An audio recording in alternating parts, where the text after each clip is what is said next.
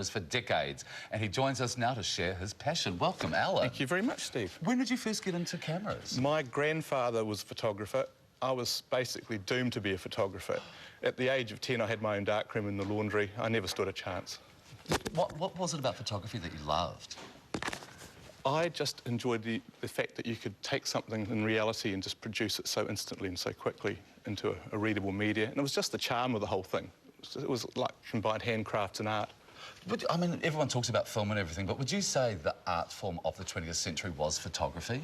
Oh, very difficult question. I think that it defined the art of the 20th century because it gave a sort of realism that meant that painters could be freed up to be more impressionistic, and then photography became more about capturing the moment, which I think was what it's all about. Do you have, for you, a photo that you saw when you were younger or now that for you encapsulates why you love photography? That's another very difficult question. Sorry. I actually think it's a Brian Brake photo, Monsoon Girl, which is probably one of his best-known images. And I've heard since that it may have been posed, but you see the girl, you know, in the rain. Yes. And but I just think it just showed the immediacy and the spontaneity of the image. Do you think, I mean, it's interesting you bring up that because now you can do, you know, you can take out all the, what do we call it, photoshopping? Yes. Do you think that's changed photography a bit, taken away the honesty? No, not really, because I was trained as a photo retoucher before Photoshop, and we did it all with airbrushes. In fact, you know, when they were putting my makeup on before I came out here, it was very much like the airbrush artists would do. And I mean, my job was basically to make bad photos look good. So that's what you would do? So nothing's really changed, right. You know, and it's all abstraction at the end of the day anyway. I always think of that as like a new development of making everyone look perfect. No, it's just new technology to make people look perfect cheaper. Well, so shall we have a look at some of your cameras? How many are actually in your collection all up? I have around 400 cameras. My collection is effectively my shop. You know, so I buy and sell as well as collect them, but I think my main mission is to get people to actually go out and take photographs. Do you ever sell your cameras, or is it like, no? Oh, yes, I sell some, and I make a living selling them. Right. But my real joy is getting people to take photographs. You know, and they all work? And most of them work, yeah. Most of them? Yeah, and they work sometimes. Well, I mean, you're looking at things that are over 100 years old as well. Well, that's right. I mean, something like this, you know, 1910. This is a beautiful 1910? Yep. So this is from New Zealand? This was used here? Yes, Thornton Pickard. This would have been typical of the cameras we used. Traipsed them around the countryside. The Tyree brothers, Valentines, the Burton brothers, they would have taken images with things like this. They would fold up into a nice, neat little wooden box. You put them in your carry case. You take your film, which you can see how big it is. It's, I think it's got a bit smaller as progress, yes. And this was basically was a sort of camera that was used for all its famous images, like you can see down there of the pink and white terrace type photos, the geysers. The well-known images were taken on something like this. And this is like one of those photos, like if you were taking a person, they'd have to stand there for quite a long period of time. The standard thing, you know, you stand there, and I mean, a lot of people wonder why exactly the old photos look so severe. And it wasn't because that people had bad lives. A lot of the time was they could not smile, because you can't hold a smile for 30 seconds, you know. So it was 30 seconds they'd have to stand there? Quite often. Yeah, depending on the speed of the film. So you try holding a smile for 30 seconds, even in your industry, you know, it's not easy. And so moving on, when is this? This almost looks like a Polaroid. Now, in comparison, this is a Graflex speed graphic. This was brought out around 1920, and this became the replacement in a lot of ways for this camera. The press people used them for the newspapers. They were used by the National Publicity Studios. They became the sort of the workhorse of the sort of the 50s, right. 40s, 50s and 60s. And as you can see, it's a big lumpy camera.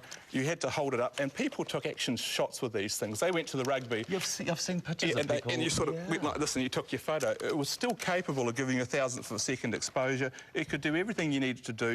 It still took a big plate. So it wasn't film yet either, it was still a plate? It was still a plate, or it was cut film in a holder, and it was still big. So but pictures would be perfect from that? Fantastic. Anything with a big negative gives you big pictures, gives you great quality. So, because now we always think about smaller and everything, is that better for the sort of the you know, the detail in a photograph? I don't want to go into the smaller is better thing, but the actual, I heard that, the actual issue with size is really convenience and speed. Right. And in a lot of press stuff, you really want convenience and speed. So, you know, then we got down to sort of the first of the roll film Which cameras. I remember. As soon as I saw this camera, it was like I was back in the 60s. I saw you sort of swooned, you know, and you looked at it, yeah. And I mean, people still use these things, Steve. I mean, Arns Westra uses them. Really? And she's probably one of our greatest photographers, past or present. You know, she's just... And one of the great joys of them is you use them like this. Yeah. And sure. you go along. Now, I've seen Arns at work. She'll walk through a crowd and she'll just be like this.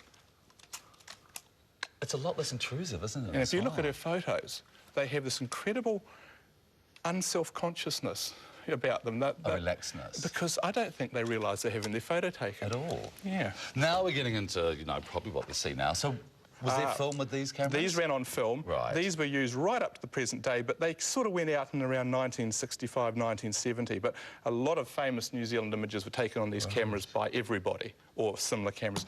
And then what happened was we went down to what we call today 35mm. Oh. And that's the stuff here. You exposed it. It's all right. Oh, OK. Now, what actually happened was one of the first 35mm cameras, the Leica, and it was actually designed by a chap called Barnack in Germany precisely to actually test out movie film, because that's what this was, movie film. Yeah, that's what I thought. And it only caught on as a concept by accident.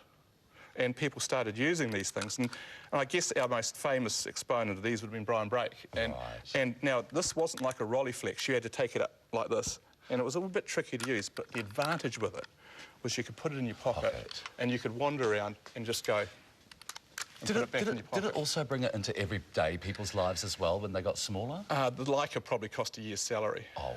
No, then. These were made in Germany. They were incredibly complex. They took a lot of man-hours to assemble, so they were quite expensive. Beautifully made, but a fairly expensive piece of kit. The camera that really brought photography to the New Zealand family was the Brownie. The old box Brownie. I mean, I haven't even brought one, but... I think it's seared on our memory. Yeah. So when did they come out? They came out... Well, there were Brownies around from, goodness gracious, 1925 onwards, and of various sorts. But the box Brownie sort of came out in the 50s and the 60s. Yeah. They gave us all photo albums full of images. They so did. And that's what our New Zealand history is all about. Now, this one has really got me fascinated. This is like a Matahari camera? A little bit. I'm not sure if it's a spy camera. It's a petal camera made in occupied Japan after the war. The film is so small, they give you a centre punch to cut the film out of a piece of film stock, and you load it into a little holder. And it says in the instructions, even children can use this wonderful camera. Well, I can't use it, and I've never met anyone that's been able to use it. So it's a strange little thing, yeah, isn't it? It is technically a spy camera, but it was also Japan saying, you know, we can make it smaller, we can make it better, and we can make it in larger numbers. And they certainly followed that, didn't they? And of course, the PNFT, you know, they built these cameras to unbelievably complex designs, and they could do them in mass production. And that's the difference, isn't it? That's the difference, yeah. Alan, absolute pleasure having you in today. Thank you for having me. Beautiful cameras. Thank you very, very much. From my youth. Thank you so much. Glad I made you feel better. And Anthony Gallagher from Dunbar Sloan will be assessing your antiques next Wednesday. Have a look at our website for more information on how to submit your antique. Coming up after the news and weather at 10, have you been duped online?